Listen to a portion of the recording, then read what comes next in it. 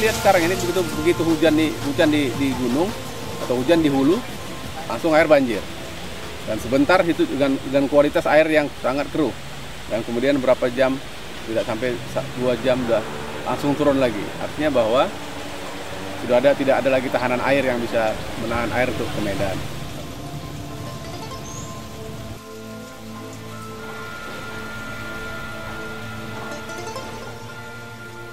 Ya, seperti kita ketahui bahwa target Millennium Development Goals, yaitu yang khususnya menyangkut air bersih, bahwa tahun 2015 nanti separuh penduduk Indonesia yang belum mendapatkan akses air bersih harus sudah terpenuhi. Dan kita ketahui bahwa target pemerintah itu untuk 2015 itu adalah 68,87%. Dan saat ini yang sudah terlayani oleh air bersih melalui sistem perpipaan, sistem jaringan itu baru mencapai lebih kurang 47%. Sumber air baku itu untuk PDAM itu terdiri dari air sungai, kemudian mata air maupun sumur-sumur bor. Nah, oleh karena itu dari beberapa sumber ini tadi kita pelajari bahwa salah satu yang ada di Medan ini, yaitu di Sibolangit, itu memproduksi lebih kurang 15% dari sumber air yang untuk disuplai ke Medan. Nah, pada saat musim kering ternyata dari data menunjukkan terjadi penurunan yang cukup signifikan. Pada saat musim kemarau panjang itu sampai mencapai lebih kurang 20-30%. Nah, ini mendapat perhatian dari IWOS. Bagaimana membantu ini supaya kontinuitas air khususnya untuk pelanggan, khususnya Kota Medan ini tidak menjadikan masalah. Oleh karena itu IWOS menggandeng satu mitra yaitu Coca-Cola untuk mendapatkan pendanaan.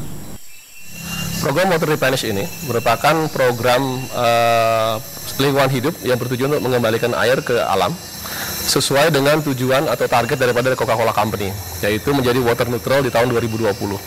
Water neutral artinya adalah perusahaan kami, Coca-Cola, ingin mengembalikan sejumlah air yang kami pergunakan untuk produksi kami ke dalam alam. Dan untuk Indonesia, program ini menjadi program unggulan kami. Alhamdulillah kami berpartner dengan USAID di Sibolangit ini. Kita perlu 2.000 liter per detik sampai 2015. Sampai tahun 2020 kita perlu 5.000 liter per detik.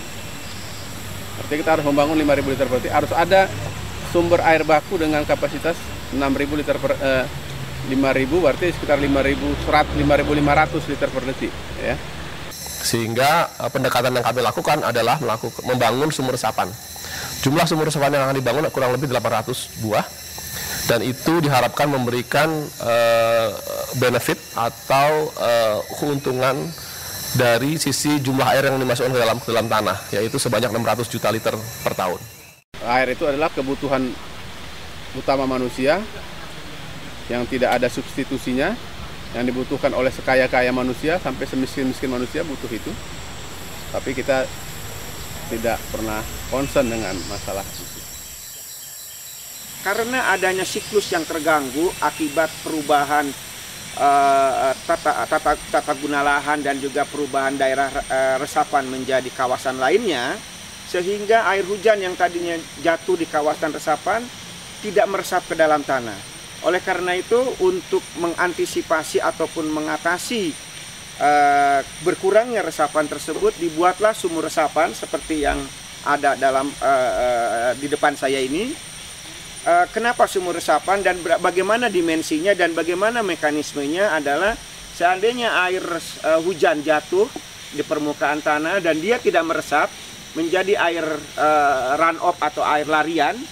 Kalau tidak ditampung oleh sumur resapan, dia akan lari menjadi banjir dan menjadi mengerosi tanah dan sebagainya. Tetapi dengan dibuatnya sumur resapan seperti ini dengan dimensi 2 meter lebar, panjang 2 meter dan dalam 2 meter, berarti ada volume 8 kubik. Air tersebut dimasukkan ke dalam lubang sumur resapan atau istilahnya inlet. Di dalam inlet tersebut, air akan diam dan dengan waktu air akan meresap ke dalam tanah dengan seluruhnya atau 100%, sehingga semua air yang ada di dalam sumur resapan ini akan berubah fungsi menjadi air tanah, sehingga secara signifikan dari jumlah volume air dan dari jumlah sumur resapan yang ada, yang di kawasan Sibolangit direncanakan ada 800 sumur resapan, bisa dikalikan berapa juta liter air dalam 1 tahun bisa masuk ke dalam tanah di kawasan Sibolangit ini. Mekanisme ataupun cara kerja sumur resapan adalah penggalian di mana dimensi luas panjangnya dan lebarnya hanya 2 meter dan dalam 2 meter. Lalu dinding dinding tidak dilakukan penyemanan sehingga air tersebut akan meresap ke dalam tanah. Di atasnya dibuatkan penutup agar supaya menjaga keselamatan masyarakat dan juga hewan binatang lain di sekitar kawasan Sibolangit sini. Sehingga sebetulnya sumur resapan adalah hanya artifisial dari memperbanyak proses masuknya air ke dalam tanah dengan menahan air di dalam lubang dan membiarkannya meresap dengan waktu yang cukup untuk bisa seluruh air tersebut menjadi air tanah.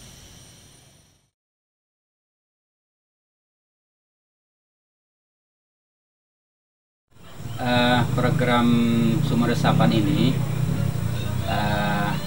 dimulai dengan melakukan sosialisasi ke masyarakat. Sosialisasi itu adalah memberikan pemahaman dan pengenalan program kepada masyarakat tentang keberadaan sumur resapan itu kepada beberapa orang masyarakat yang dianggap memiliki kemampuan lebih. Kita berikan pelatihan yang bersifat pelatihan untuk pelatih. Nah, adapun di TOT ini peserta pelatihan kita berikan muatan pengetahuan, pemahaman tentang sumur resapan, fungsi dan peran ada sumur resapan. Kemudian juga diberikan pembekalan teknis. Nah, setelah pelatihan diberikan, baru kita masuk ke transek.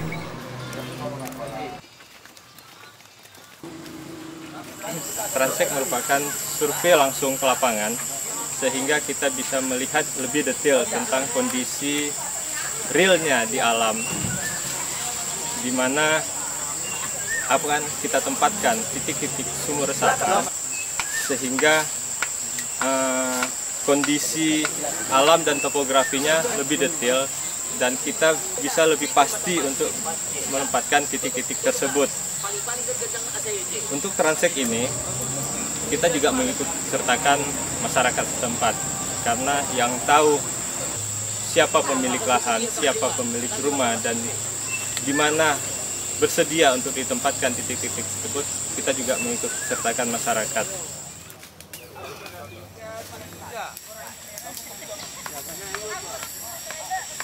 Selain itu, kita mengikut sertakan masyarakat merupakan suatu metode untuk transfer ilmu pengetahuan kepada masyarakat setempat, sehingga program ini bisa dilanjutkan oleh masyarakat setempat, di mana ketika mereka mau mengimplementasikan di tempat mereka atau di lahan yang lainnya, mereka sudah cukup ilmunya dan pengetahuannya.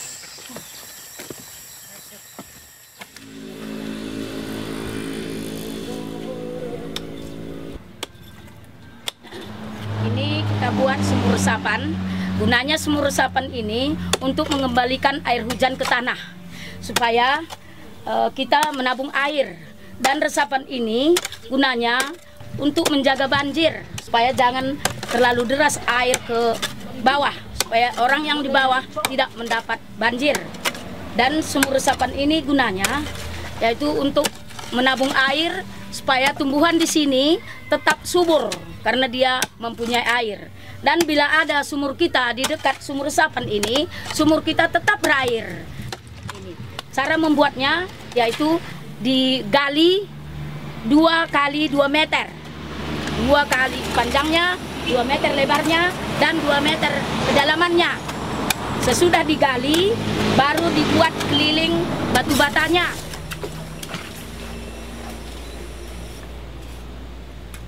Sesudah itu dicor, taruh lagi besinya.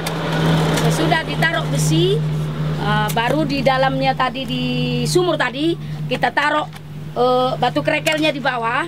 Kemudian di atasnya kita taruh lagi icupnya untuk sebagai saringannya, supaya air itu meresap ke bawah. Nah itu biarpun di pemukiman kita buat sumur resapan aman untuk yang menghuninya, yang dekat sumur resapan ini, karena dicor, ditaruh lagi besi, udah itu disemen lagi, udah itu baru ditutup lagi dengan tanah. Jadi sumur resapan ini bisa lagi digunakan oleh yang punya tanah untuk tanaman apa saja di atasnya, karena ditaruh lagi tanah dan aman untuk dipijak pun tidak apa-apa. Berbarengan dengan pembangunan fisik ini, kita juga melakukan kampanye pemasyarakatan sumur resapan dan kampanye PHBS. Nah, kampanye ini kita tujukan untuk masyarakat, semua lapisan masyarakat, ya, mulai dari kalangan anak sekolah, ke pemuka agama, ke para pemuda, kemudian kepada kader-kader ibu-ibu, kader PKK, atau seluruh masyarakat yang ada dari seluruh golongan. Karena memang kita sudah mencanangkan sumur resapan ini berbarengan dengan bagaimana pembangunan atau perilaku hidup sehat, bersih dan sehat di masyarakat.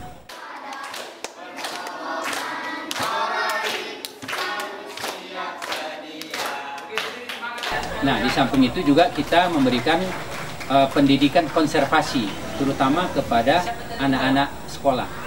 Ya, pendidikan konservasi itu nanti berkaitan dengan air, pohon, lingkungan, dan pengelolaannya. Bagaimana pengelolaannya?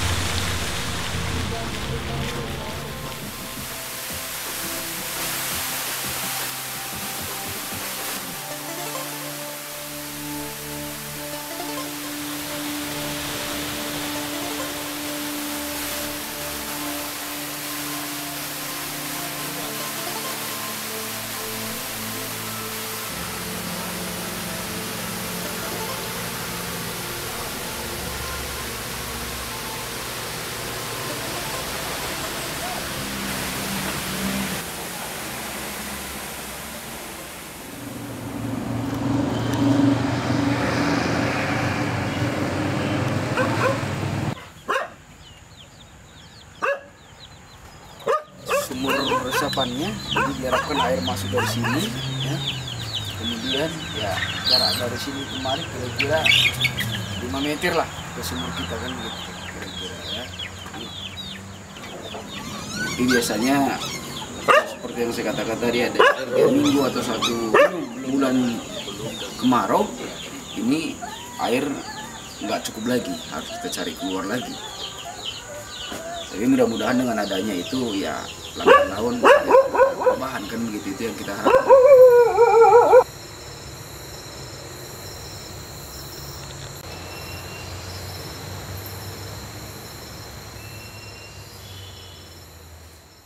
Ini sumur resapan saya 2, masuk air dari sini. Sumur saya ada di sana tuh. Di sumur saya nggak pernah kering lagi.